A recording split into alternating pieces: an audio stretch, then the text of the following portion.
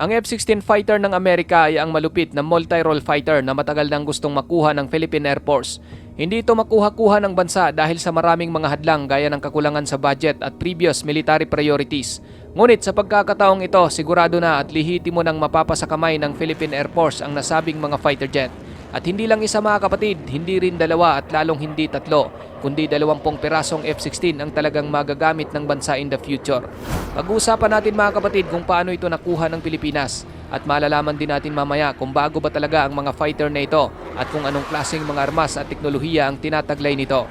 Bago tayo magpatuloy, para sa mga nais magkaroon ng tuloy-tuloy na update sa ating channel, i-hit nyo lamang po ang all ng ating subscribe button para lagi kayong manonotify sa bawat video nating in-upload. Malaking bagay na po yan bilang suporta sa ating channel. Back to the video.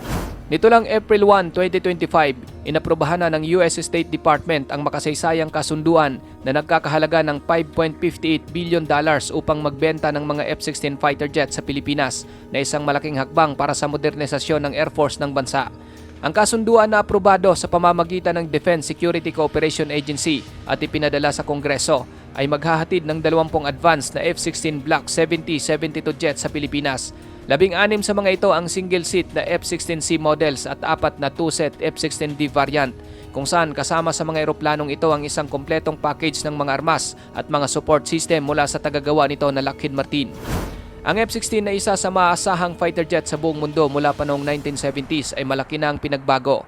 Halimbawa, ang Block 70-72 variant na bibilhin ng Pilipinas, ang pinakabagong bersyon ng jet na ito. Ito ay mayroong advanced na radar system na nagbibigay ng kakayahang mag-track ng mga target sa malalayong distansya. Ang teknolohiyang ito ay hango mula sa mga 5th generation fighter jets tulad ng F-35 at nagbibigay ito sa mga piloto ng malaking kaalamangan sa air-to-air at air-to-ground combat. Bukod dito, ang F-16 Block 70-72 ay may kasamang Viper Shield Electronic Warfare Suite. Ito ang nagpapahusay sa kakayahan ng aircraft na depensahan ang kanyang sarili laban sa mga banta ng radar at missile mula sa kalaban na mahalaga para sa kaligtasan sa mga rehiyong may matinding labanan. Sa kanyang top speed na higit sa Mach 2 at combat range na mahigit sa 500 miles, ang F-16 ay kayang magsagawa ng iba't ibang misyon mula sa air superiority hanggang sa mga precision ground strikes. Pagdating naman sa mga armas na napakahalaga rin para sa iba't ibang engagement, kasama sa kasunduan sa mga F-16 na kukunin ng Pilipinas ay ang mga high-tech na armas nito. Halimbawa, ang 112 na perasong AIM-120C8 AMRAAMs na mayroong kakayahang mag-target ng mga kalabang eroplano mula sa layo na 100 miles kahit hindi nakikita ang target.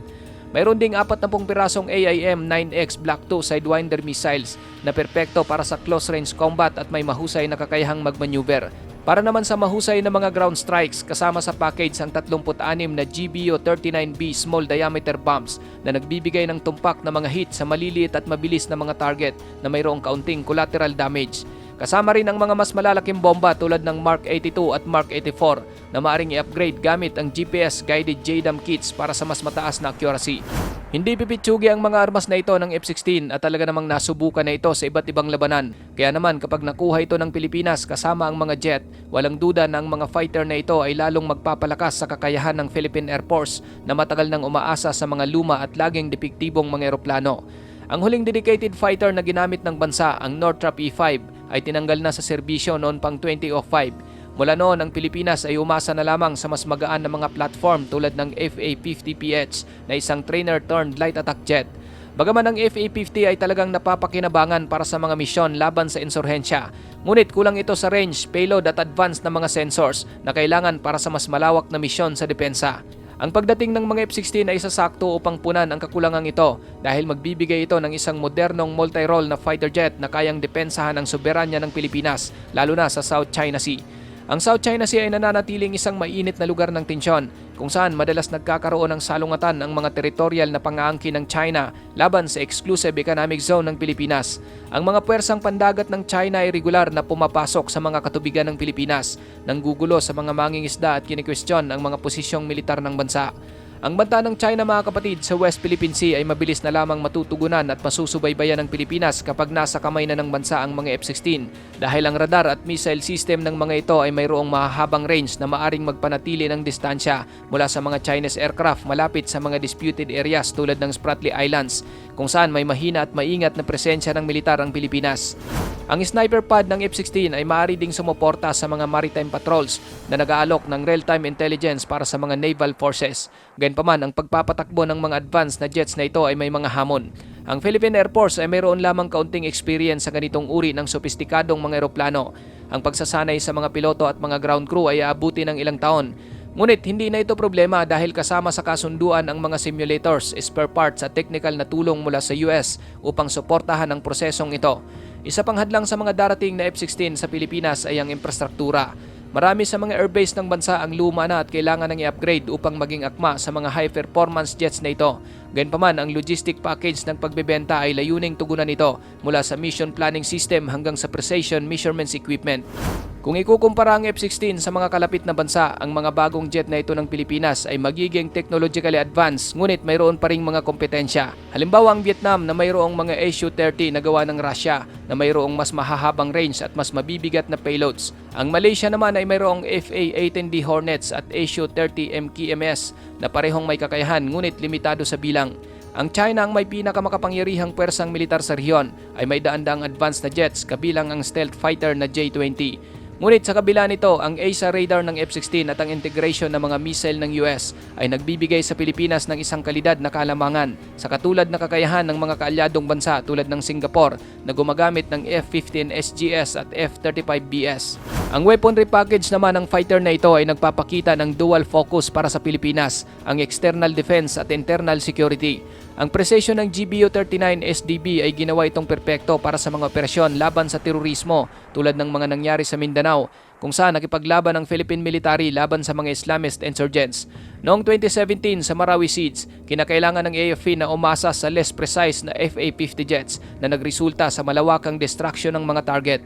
Pero ngayong may darating na ng mga bagong F-16, ang mga precision-guided munition nito ay magbibigay ng kakayahang magsagawa ng mas asintado na mga strike na magpapaliit ng collateral damage.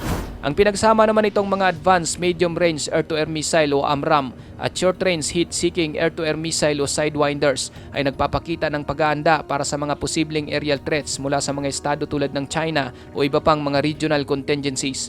Ang pagiging versatile ng F-16 ay ginawa itong angkop para sa parehong mga conventional at asymmetrical na labanan. Ang ugnayan sa militar ng Estados Unidos at Pilipinas, mga kapatid, ay dumaan sa mga pagsubok. Kabilang ang mga mahahalagang pangyayari tulad ng pagsasara ng mga base ng US noong 1991 at ang muling pagbuhay ng kooperasyon sa pamamagitan ng 1998 Visiting Forces Agreement at 2014 Enhanced Defense Cooperation Agreement. Ang pagbebenta ng F-16 ay nagpapatibay sa muling pagbuo ng partnership na ito at tinutugunan ang mga magkasanib na alalahanin tungkol sa lumalawak na impluensya ng China sa rehiyon. Pinuna ng ilang kritiko ang presyo ng kasunduan na $5.58 billion lalo na't may mga malalaking pangangailangan ng Pilipinas sa loob ng bansa. Gayunpaman, iginigiit ng mga sumusuporta sa kasunduan na ang pamumuhunan na ito ay kinakailangan upang depensahan ang soberanya ng bansa. Ipinapakita ng US State Department ang kasunduan bilang isang hakbang upang suportahan ang katatagan ng rehiyon at ang pambansang seguridad ng Estados Unidos. Ayon kapatid sa US State Department, ang hakbang na ito ay lalong magpapalakas ng ugnayan sa pagitan ng militar ng Estados Unidos at Pilipinas, lalo na ngayong kumakaharap ang bansa sa lumalalang tensyon sa South China Sea at patuloy na hamon sa panloob na seguridad. Ang pagbebenta ng F-16 ay isa ring malinaw na pagpapakita ng US ng mas malawak na estratehikong mga prioridad sa Indo-Pacific, isang rehiyon na puno ng mga pinagtatalunang teritoryo at nagbabagong balanse ng kapangyarihan.